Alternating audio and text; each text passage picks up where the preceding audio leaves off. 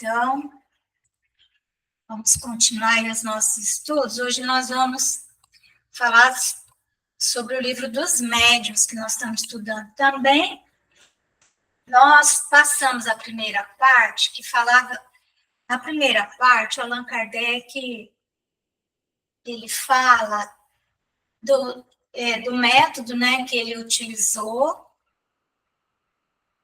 para compilar a doutrina espírita, porque, lógico, o livro dos Espíritos já estava pronto, então ele esclareceu mais e melhor para nós.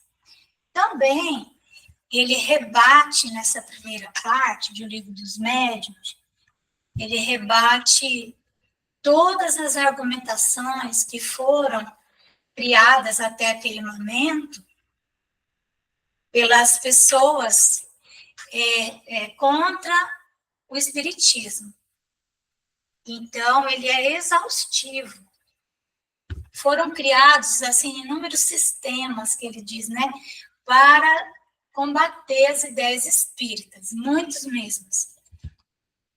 E aí nós vimos cada um desses sistemas, lembrando que o Allan Kardec, ele faz isso porque é imprescindível para ele naquele momento. Imagina, né, o quanto ele estava sendo atacado nas academias, porque o espiritismo já estava se mostrando ser, em que pese está sendo ainda definido como uma filosofia e uma ciência, já se percebia nele um conteúdo religioso muito grande.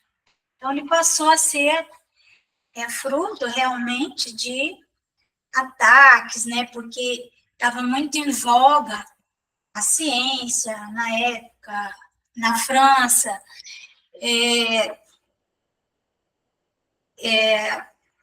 Os franceses não queriam nem ouvir falar em religião, porque eles consideravam a religião muito responsável pela ignorância reinante e tal. Então, ele faz todo esse trabalho no livro dos médiuns.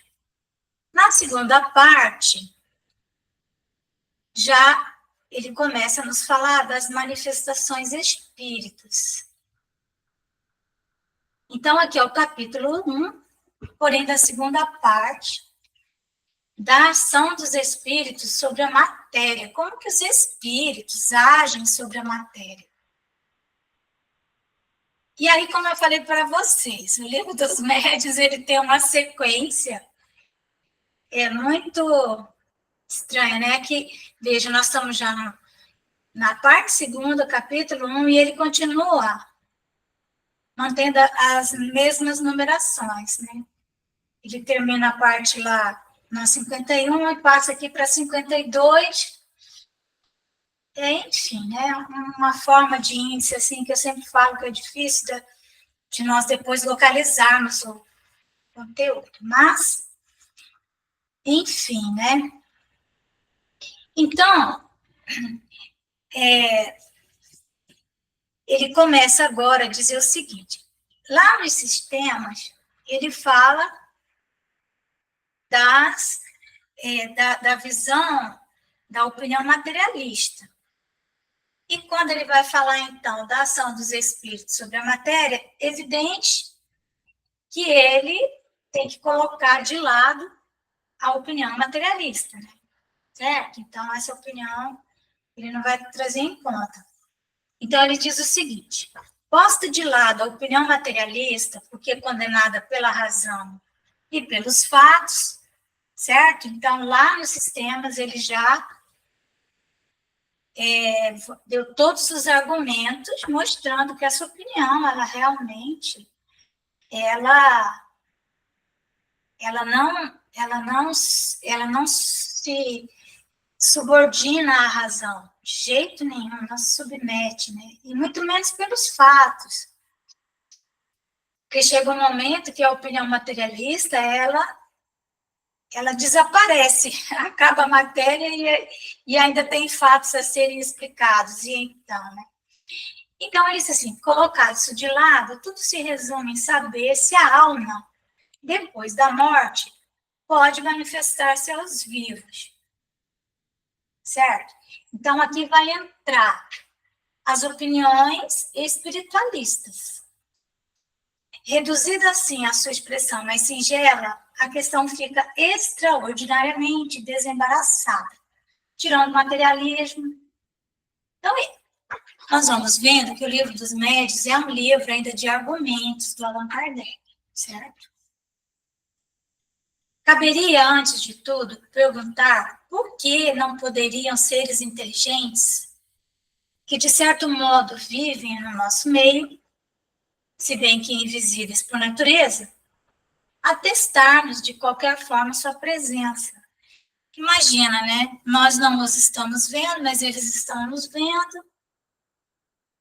E aí, imagina se fôssemos nós. Você está vendo uma pessoa que você gosta, ela vai passar por um perigo. Você vai fazer de tudo para se comunicar com ela, por mais que seja difícil, né? Vai tentar. Então, se eles estão apenas numa dimensão diferente, será que não tem uma fórmula deles se comunicarem? Aí ele continua. A simples razão diz que nisto nada absolutamente há de impossível. Impossível não é. É improvável, mas impossível não é. Então, ele diz assim, isso já é alguma coisa. Claro que esses argumentos para nós, eles são desnecessários, mas nós precisamos conhecer o que tem no livro dos médiuns, não é? Demais, esta crença tem a seu favor o assentimento de todos os povos, porquanto com ela deparamos em toda parte e em todas as épocas. Significa, sempre na humanidade nós vamos encontrar espíritos se comunicando. Ou seja, os chamados mortos sempre deram seu jeito de vir se mostrar. Na sexta-feira, nós estávamos estudando a Gênese, as aparições. Eu até postei a gravação do estudo, né? Ficou um estudo meio, um pouquinho maçante, porque nós tivemos que ficar lendo, mas é o jeito, gente. É a maneira que nós temos de acessar, né, o conhecimento. Então, as aparições, como que elas se dão? Elas se dão com a condensação do perispírito, dos fluidos do perispírito. O que é condensação, né? Tem a água no estado líquido e tem a água no estado gasoso, aquele vaporzinho que a gente não enxerga. O espírito, então, ele seria esse vapor. E nós seríamos a água, certo? Então, como que o espírito ficaria visível? Quando ele consegue... Quando que a água fica visível? Quando ela consegue se condensar, sair do estado gasoso e voltar para o estado líquido, não é? Então, aquelas gotículas que ficam na tampa da panela, quando nós deixamos ali o arroz esfriando, se levanta, tá aquelas gotículas. Aquilo é a condensação do vapor. Então, ficou visível.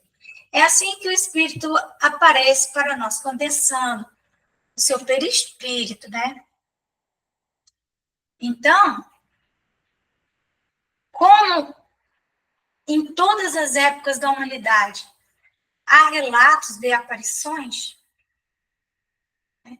Toda parte, então nós estamos diante daquilo que, de um princípio, que o Allan Kardec vai chamar a universalidade dos ensinos dos espíritos. Certo? É um fato que ele se repete de forma muito similar, muito parecida, em todos os pontos da Terra. Você vai ver relato, todas as culturas, todas as religiões, eles têm um ponto em comum. E é esse ponto em comum que dá essa universalidade, né? Então, não é só uma intuição vaga, uma coisa assim, né? É realmente a ocorrência de fatos. Ele diz assim, ó, ora, nenhuma intuição pode mostrar-se tão generalizada, nem sobreviver ao tempo, se não tiver algum fundamento. Acresce que se acha sancionada pelo testemunho dos livros sagrados e pelos pais e pelo dos pais da igreja, tendo sido preciso o ceticismo e o materialismo do nosso século para que fosse lançado ao rol das ideias supersticiosas. Então, isso passou para o campo do misticismo, do supersticioso, quando o materialismo se tornou uma ideia corrente, quando ficou muito bonitinho ser materialista, que a ciência estava, assim, crescendo bastante, os cientistas queriam se afastar, horrorizados que estavam da religião, porque a religião, ela usava o seu poder para destruir, né, para se impor e impedir que a ciência avançasse. Estamos falando aí da religião católica. Então, tudo aquilo que vinha do mundo espiritual passou a ser superstição, né? Então,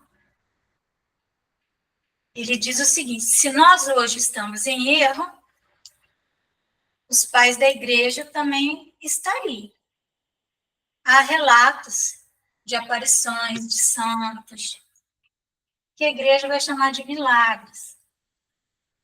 Nós estudamos também a Gênese, a questão dos milagres, e chegamos à conclusão que milagre não existe, né? No sentido de ser algo sobrenatural. Existe o milagre no sentido de miraculo, né? De ser maravilhoso. Então, aí sim, nesse sentido, nossa, que fenômeno maravilhoso. O que é algo maravilhoso, miraculoso? Algo digno de ser mirado, de ser olhado, que vai chamar nossa atenção. Nesse sentido, o milagre existe, né? Nesse sentido só, miraculoso, que, imagina, você vê uma aparição de um espírito, todo mundo vai querer ver, né? Que é miraculoso, é maravilhoso, mas não está fora das leis da natureza. Nós vamos ver aqui no livro dos médiuns mesmo, quando ele está terminando lá de falar sobre os sistemas, e ele fala do perispírito, da alma, e de várias teorias que existiriam sobre o perispírito e sobre a alma, mas que o Allan Kardec diz que fica com a teoria revelada, né, pelos espíritos, porque é uma revelação de inúmeros espíritos sobre a Terra, né? Passou pela universalidade dos ensinos, a questão do perispírito, mas ele também diz que a ciência de perispírito e alma, o que separa o perispírito da alma, é algo que nem os espíritos nobres aqui já conseguiram desvendar, porque é muito complexo, certo? Então, há coisas que a nossa ciência, a ciência espírita, ainda está estudando. Está estudando. O André Luiz nos trouxe muitas revelações. Emmanuel também, né? Mas essas revelações, elas ainda estão sendo submetidas às análises da ciência, né? Que Allan Kardec tanto fala. Elas precisam ainda de muitas delas, né? Passar pelo crivo do tempo.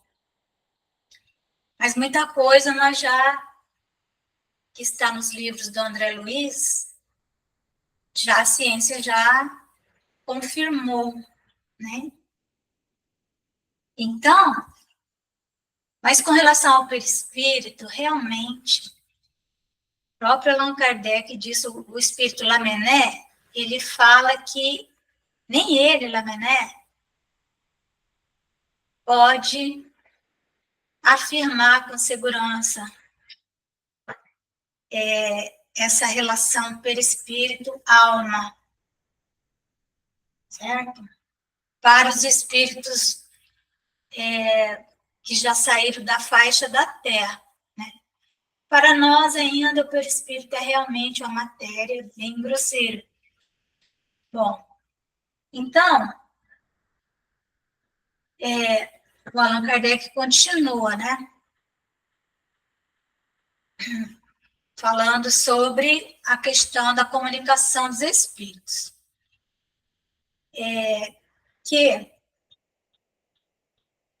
Mas isso não passa de considerações de ordem moral, né? Ou seja, do ponto de vista moral,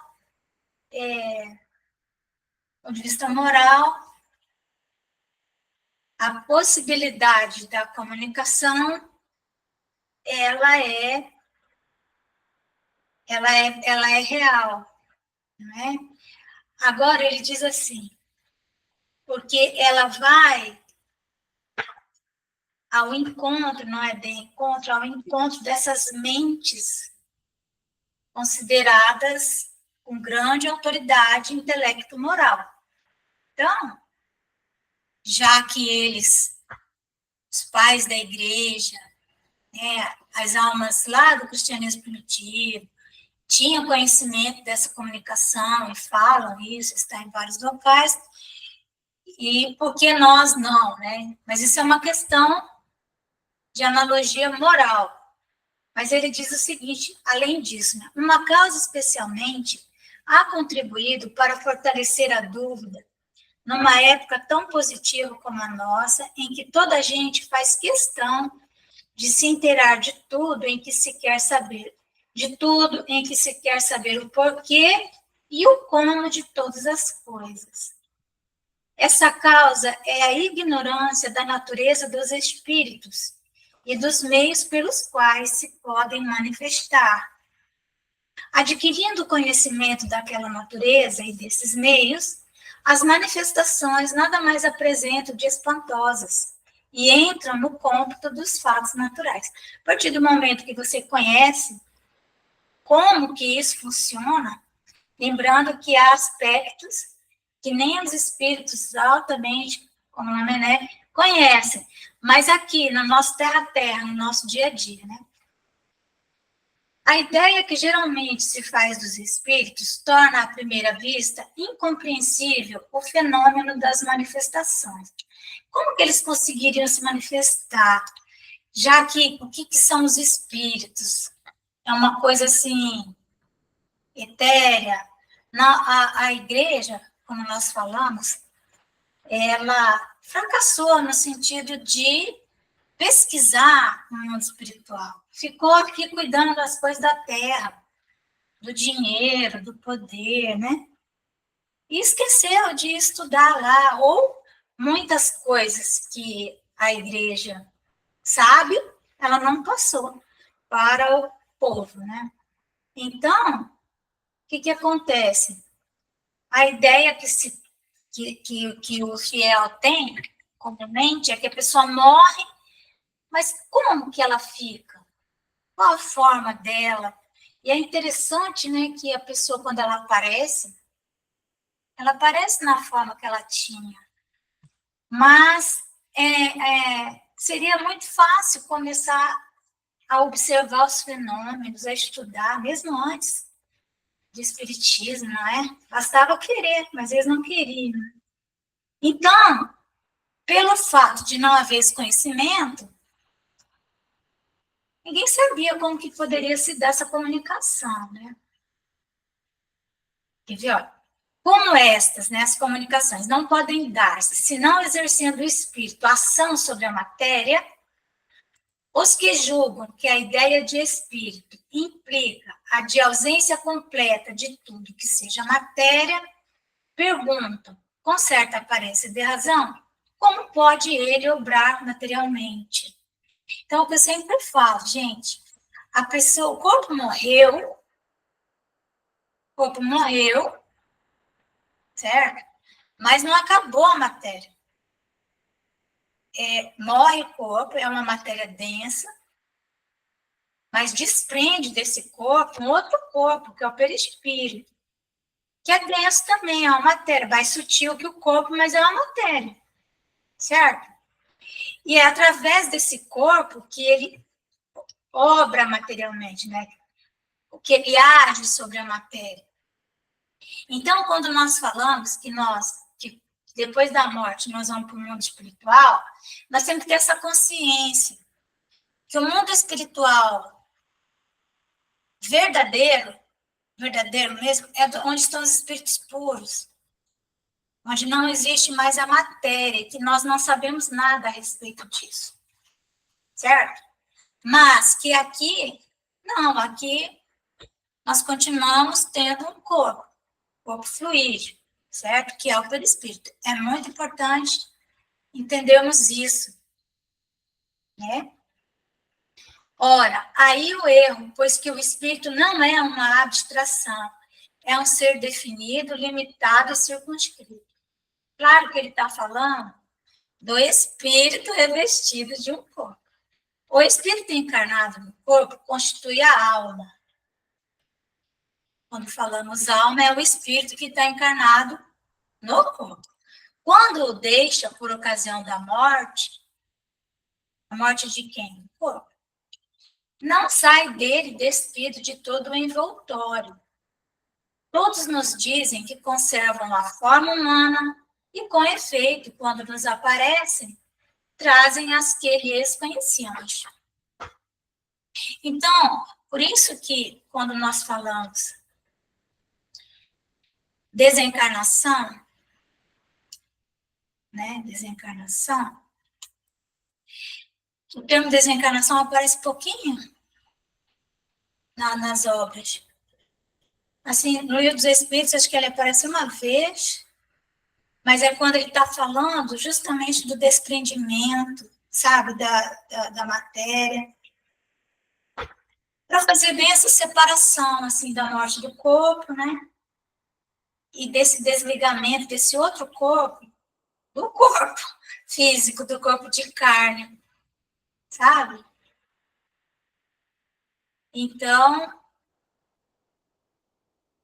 todo tempo nós vamos encontrar a palavra morte, certo?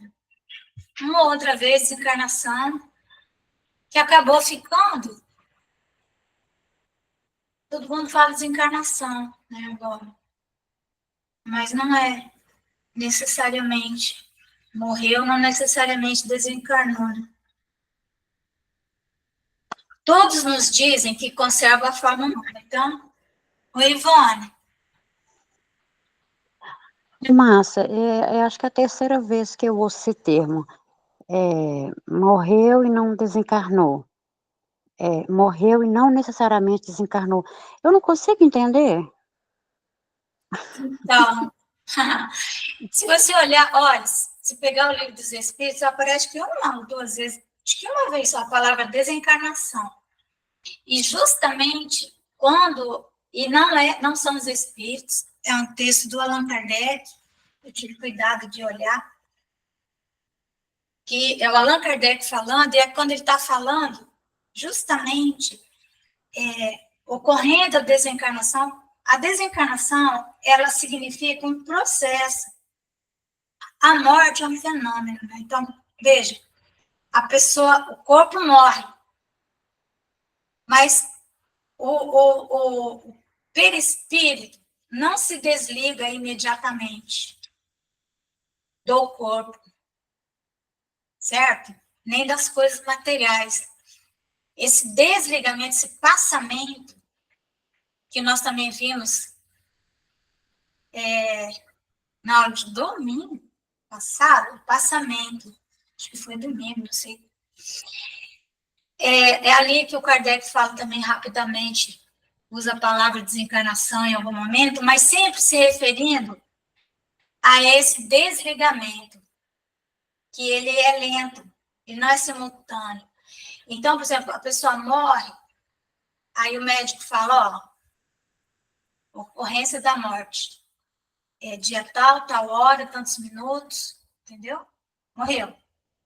Então, ele declara a morte do corpo. Mas o espírito pode continuar preso no corpo. Nós sabemos disso. Através do quê? Dos liames do perispírito. Porque o perispírito, ele é um corpo fluídico, né? Magnético. E ele está preso ao corpo, molécula a molécula. Molécula a molécula, sabe? E aí, existem locais no corpo em que ele está mais preso que outros. Aquelas regiões em que nós gastamos muita energia desnecessária. Por exemplo, pessoa fofoqueira, ela vai gastar muita energia no plexo laríngeo. Então, o perispírito vai estar mais grudado aqui, né? Pessoa que come demais no plexo gástrico. Porque no corpo chama plexo. São os terminaizinhos nervosos. No perispírito é chácara, ou centro de força. Centro de força. Então, o plexo do corpo, ele fica puxando a energia do perispírito. A depender do quanto você usa aquilo, e de uma forma equivocada, você vai puxar demais. Então, magneticamente, o perispírito fica meio colado ali. É difícil para descolar, sabe? Na hora da morte do corpo. Então, há uma perturbação que pode durar minutos. Se o espírito é bem evoluído, às vezes ocorre a desencarnação e o corpo ainda nem morreu. Isso também acontece. Acredito, mas é mais raro, né? Então, o corpo ainda tem fluidos animalizados, mas ele já desprendeu. Né? Por quê? Porque passou a vida, aquela alma que passou a vida mais do lado de lá do que do lado de cá. Né? Mais uma vida espiritualizada, uma vida desprendida da matéria. Então, na hora que vem a morte do corpo, a desencarnação, ela acontece naturalmente. Entendeu? Agora, para acontecer esse desligamento de todos os vínculos, vai depender muito da vida moral daquele ser. Muito mesmo. E então pode durar muito tempo. O processo desencarnatório. Assim como a encarnação ou a reencarnação também é um processo. O nascimento é um fenômeno. Buf, nasceu. Que hora que nasce? A hora que a criança bota a cabeça ali e sai, ou na hora que tira do útero pela cesariana. Então, o nascimento é um fenômeno. Acontece. Mas a reencarnação, ela é um processo bem longo. Então, a desencarnação também é um processo. Assim como a reencarnação, ela é um processo de ligação do perispírito com o corpo, molécula por molécula. Conforme vai gerando aqui uma célulazinha do corpo, puxa lá e vai, o mesmo acontece na desencarnação, tem que desligar tudo. E aonde estiver ali onde nós mais focamos, nosso foco de atenção durante a vida, durante a existência, é onde nós vamos ter mais dificuldade para desligar. Não sei se deu para entender. Eu mais ou menos, mas depois eu vou voltar nessa questão aí, porque eu tenho que entender para assimilar e refletir. Ô, Márcia, é com relação à vida moral dessa pessoa. E com relação ao apego material? Pois é, enquanto você está apegado a coisas materiais, você também não desencarna. Você não consegue sair da crosta, nada. Entendeu? Você continua tendo uma vida material. Você não desencarnou. Você está ainda presa a coisas materiais. Sim. A sensações da matéria, sabe? Então, por isso que a desencarnação ela pode demorar muito. O que mais tem é espírito que morreu, mas não está desencarnado totalmente. Eles estão aí pela crosta, andando, entrando nas casas, comendo, senta na mesa, come. Qual é que ele come? Né? Senta na mesa, ele absorve essa energia. Então, eles ficam perturbados. Eles ficam sem muita noção e vão levando, assim, de sopetão. Mas ainda não estão desencarnados, porque eles não se libertaram da matéria. Então, onde nós tivermos o nosso coração, ali está o nosso tesouro. Então, nós vamos ficar presos. Mãe que fica presa em filho, dona de casa que fica presa nas panelas, né?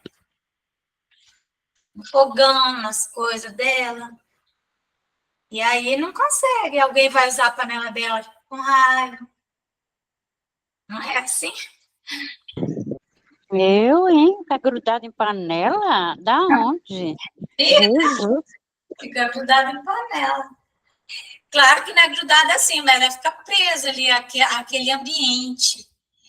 As roupas, a pessoa morreu o corpo, você tem que doar as roupas, porque, e rápido, por causa do magnetismo da pessoa que fica na roupa, é um magnetismo que atrai a pessoa. Então, quando você doa, espalha, a pessoa já vai usar, já vai vestir, já vai trocar de magnetismo, entendeu? É necessário fazer isso, por incrível que pareça. A mulher que fica presa no marido, né? É o Divaldo que fala. A pior coisa que tem é você casar com viúvo ou com viúva. Preferível divorciado, pelo menos você está vendo ali a pessoa. Agora com viúvo, pense no problema. Porque a pessoa permanece, às vezes dentro de casa, sabe? Dormindo com o outro. Não desencarnou. Ela ainda está vivendo a vida. Presa naquelas ideias. Tem aqueles momentos, evidentemente, em que a pessoa tem uma certa lucidez, mas é um tempo que demora. O conhecimento da vida espiritual ajuda muito. O conhecimento intelectual ajuda bastante. Mas nós temos que concordar que o espiritismo é recente e a igreja não ajudou nesse sentido. Não ajudou nada. Então, aí, no máximo, quando a pessoa às vezes sabe que morreu, né, que o corpo morreu, ela vai achar que ela está no purgatório, talvez, ou no inferno. Quantos espíritos que se apresentam, às vezes, na reunião mediúnica, e ele acha que está no inferno, ou no purgatório, porque no céu ele não está, então onde que eu estou, né? Então, é isso. Então, ele continua aqui, né? Observemos os espíritos atentamente no instante em que acabam de deixar a vida. Acham-se em estado de perturbação. É isso que nós estamos falando. Tudo se lhes apresenta confuso em torno. Vem perfeito ou mutilado, conforme o gênero da morte, o corpo que tiveram. Por outro lado, se reconhece e sentem vivos. Às vezes é um acidente, a pessoa se vê todo mutilado, mas como, né? Ele se olha, como que ele está assim? Porque ele não desencarnou, né? É aquelas impressões. No entanto, eles se sentem vivos, Alguma coisa lhes diz que aquele corpo lhes pertence e não compreendem como podem estar separados dele. Continuam a ver-se sob a forma que tinham antes de morrer. E esta visão, em alguns, produz, durante certo tempo, singular ilusão. Há de se crerem ainda vivos, aqui no sentido de vivo, como corpo. O que nós aprendemos? Aqui, no mundo material, para fazermos qualquer coisa, nós usamos as nossas mãos. Na dimensão espiritual é a mente, o pensamento, que plasma as coisas. Então, qualquer coisa que se pense no mundo espiritual, aquilo imediatamente é plasmado. É como se tivesse vida própria. Então, é um problema, né? Porque a pessoa não sabe lidar com isso ainda. Não sabe lidar com a mente dela. Aí eles assim, ó, falta-lhes a experiência do novo estado em que se encontram para se convencerem da realidade. Porque é muito diferente. É muito diferente. Passado esse primeiro momento de perturbação, o corpo se lhes torna uma veste imprestável, de que se despiram e de que não guardam saudades. Sentem-se mais leves e como que aliviados de um fardo. Não mais experimentam as dores físicas e se consideram felizes por poderem elevar-se, transpor o espaço, como tantas vezes o fizeram em sonho, quando vivos. Esse vivos aí, entendeu? Aí Kardec faz uma anotação. Quem se quiser reportar a tudo o que dissemos em O Livro dos Espíritos, sobre os sonhos e o estado do espírito durante o sono, as questões 400 a 418, conceberá que esses sonhos que quase toda a gente tem, em que nos vemos transportados através do espaço e como que voando, são mera recordação do que o nosso espírito experimentou quando durante o sono. Experimentou quando, durante o sono, deixara momentaneamente o corpo material, levando consigo apenas o corpo fluídico, o que ele conservará depois da morte. Esses sonhos, pois, nos podem dar uma ideia do estado do espírito, quando se houver desembaraçado dos entraves que o retém preso ao solo. Certo?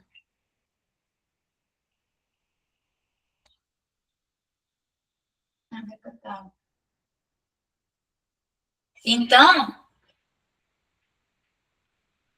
entretanto, malgrado a falta do corpo, comprovam suas personalidades. Não tenho corpo, mas eu continuo sendo eu mesmo. Tenho uma forma, mas que os não importuna nem os embaraça. Tem, finalmente, a consciência de seu eu e de sua individualidade. O que devemos concluir daí? Que a alma não deixa tudo no túmulo, que leva consigo alguma coisa. Certo? Alguma coisa vai com ela. E que vai no outro corpo. Certo? Chamado perispírito. É como a casca de uma laranja seria o corpo. Aí depois tem aquela parte branquinha, ali seria o perispírito. Certo? E aí, na verdade, existem várias camadas, como uma cebola, na verdade. Mais que uma laranja.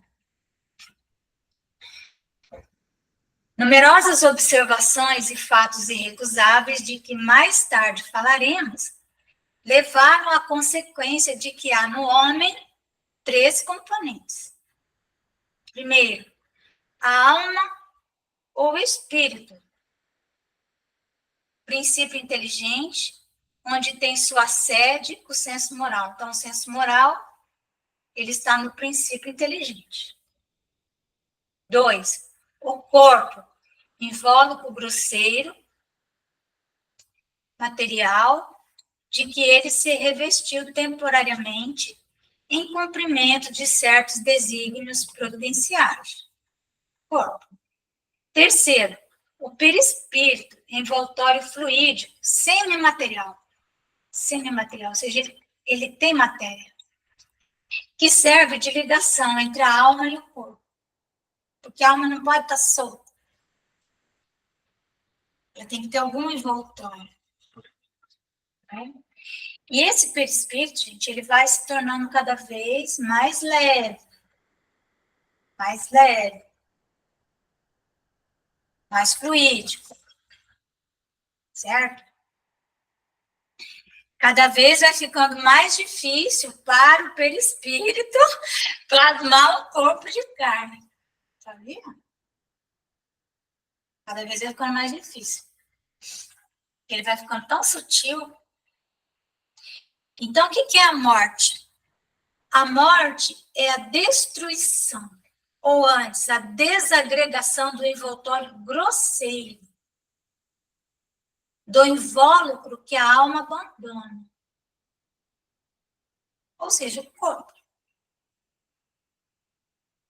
O outro se desliga do corpo e acompanha a alma, que assim fica sempre com o envoltório. Querendo ou não, ainda chorando, nós vamos ter um corpo que vai nos acompanhar.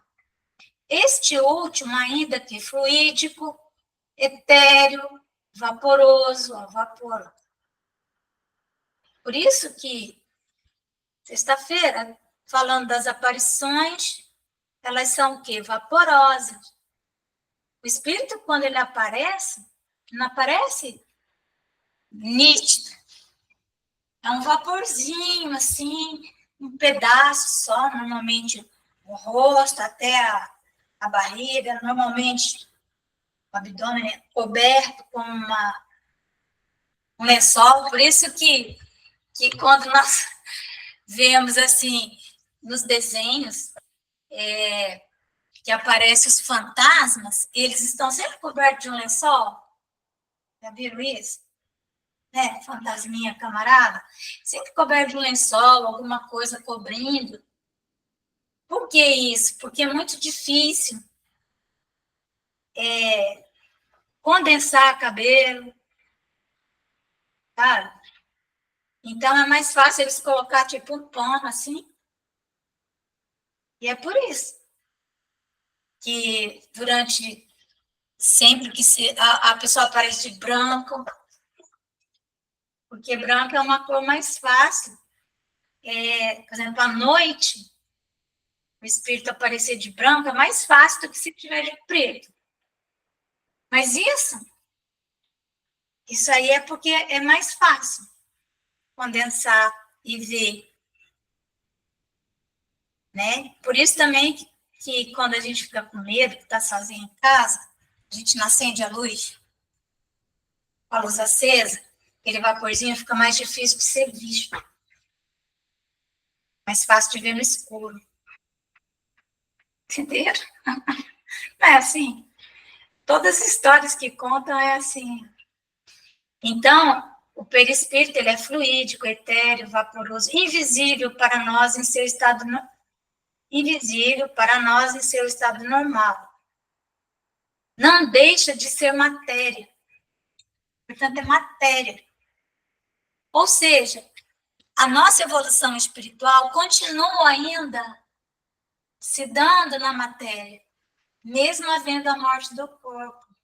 Nós ainda continuamos, gente, mergulhados na matéria. Claro que nós não vamos ficar explicando isso na primeira vez que a pessoa foi no centro espírita, mas nós já temos que saber isso. Não é? Nós temos que saber que esse mergulho que nós damos na matéria, nós mergulhamos lá atrás, e nós só vamos sair da matéria, gente, quando não tiver mais encarnação para ser feita. Enquanto nós estivermos vivendo a fieira das encarnações, nós estaremos mergulhados na matéria. Porque o perispírito é matéria e ele ele que compõe um corpo de carne apropriado para aquele mundo. Entendeu? Então, agora eu vou viver a vida do espírito, agora eu sou espírito. Não é. Você não é espírito. Você é alma ainda, acredite. Sabe? Por isso que às vezes eu vejo as pessoas, nós temos que pensar que nós somos espíritos. Nós vamos evoluir muito ainda, levando em conta a matéria, mesmo quando o corpo morre. Isso é importante. Para entendermos sensações. Sensação é relação matéria e espírito. Certo? Então, por isso que, ocorrendo a morte do corpo, o espírito continua sentindo as coisas, a depender do nível de materialidade que ele tem. Né? Vai sentir frio, vai sentir fome, vai sentir... Então, não deixa de ser matéria, embora até o presente não tenhamos podido assenhorear-nos dela e submetê-la à análise, é aquilo que eu estava falando. O perispírito, até hoje, não pôde ser submetido a uma análise. Entendeu? Então, hoje, nós vivemos de quê? Das revelações. Por isso que eu falo muito sobre o passe magnético. Né? Como que se transmite o passe magnético? Né? Precisa ficar fazendo tudo aquilo? Não precisa. Porque o passe magnético, ninguém sabe, a rigor, como que se transmite isso, sabe? Porque não conhecemos a natureza íntima do perispírito. Não conseguimos analisar o perispírito, sabe? O que nós sabemos é que nós precisamos de um ambiente adequado para que a pessoa que vai ali tomar o passe, ela possa entrar no estado de recepção, né? Receber. A pessoa que vai aplicar o passe, ela tem que saber que ela vai ser um instrumento apenas para colocar o paciente nesse estado de meditação, de prece. Mas muitas vezes, quando vamos dar o passe na pessoa, ela já recebeu o passe na hora que ela entrou no centro espírita. Vai saber como que isso se dá. Né? Então, vamos continuar aqui. Esse segundo invólucro da alma, ou perispírito, existe, pois, durante a vida corpórea. Então, nós temos corpo, perispírito e espírito. Né? O que ele é? Ele é um intermediário de todas as sensações que o espírito percebe. Lembra? Sensações. Portanto, se é ele que é o intermediário das sensações, não é porque o corpo morreu que o espírito vai deixar de ter sensações. Que o espírito percebe pelo qual transmite sua vontade ao exterior e atua sobre os órgãos do corpo. Então, o espírito tem a vontade e através do perispírito ele vai atuar sobre os órgãos. Para nos servirmos de uma comparação material, diremos que é o fio elétrico condutor que serve para a recepção e a transmissão do pensamento. É, em suma, esse agente misterioso, imperceptível, misterioso, conhecido pelo nome de fluido nervoso, que desempenha tão grande papel na economia orgânica e que ainda não se leva muito em conta nos fenômenos fisiológicos e patológicos. É isso que nós estudamos, gente, na fenomenologia orgânica e psíquica da mediunidade. Levar em conta o papel do fluido nervoso, do sistema nervoso parasimpático do nosso organismo. Sem isso, nós não vamos entender mediunidade, não vamos entender doenças, Nós vamos ficar supondo que mediunidade é receber espírito. Está supondo isso. Tomando em consideração apenas o elemento material ponderável, a medicina, na apreciação dos fatos, se priva de uma causa incessante de ação. Não cabe aqui, porém, o exame dessa questão. Somente faremos notar que no conhecimento do perispírito está a chave de inúmeros problemas, até hoje insolúveis. Então, o André Luiz nos desvenda muito isso em Missionários da Luz e também em Mecanismos da Mediunidade. O perispírito não constitui uma dessas hipóteses de que a ciência costuma valer-se para a explicação de um fato. Então, ele não entra na equação. Sua existência não foi apenas revelada pelos espíritos, resulta de observações, como teremos ocasião de demonstrar.